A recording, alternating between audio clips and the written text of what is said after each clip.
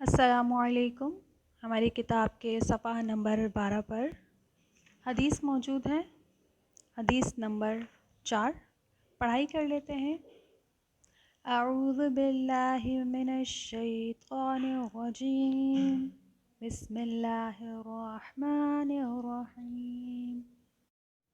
لیس منا من لم یرحم صغیرنا وَلَمْ يُوَقِّرْ كَبِيرَنَا۔ ترجمہ: وہ ہم میں سے نہیں جو ہمارے چھوٹوں پر رحم نہ کرے اور ہمارے بڑوں کا احترام نہ کرے۔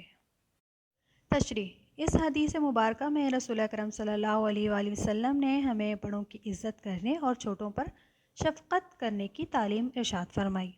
یہ دونوں چیزیں ایک صحت مند معاشرے کے قیام کے لیے بہت ضروری ہیں۔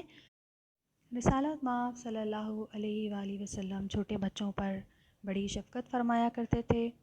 راستے میں اگر بچوں سے ملاقات ہو جاتی تو آپ انہیں پیار سے گلے لگا لیتے، انہیں اپنے ساتھ سواری پر بٹھا لیتے اور کھانے پینے کی اشیاء ان میں تقسیم فرماتے۔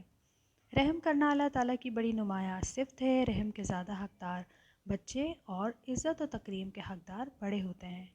اس لیے آپ صلی اللہ علیہ وآلہ وسلم نے اس پر بڑا زور دیا اور فرمایا، جو ہمارے چھوٹوں پر رحم نہیں کرتا اور بڑوں کی تکریم نہیں کرتا وہ ہم میں سے نہیں۔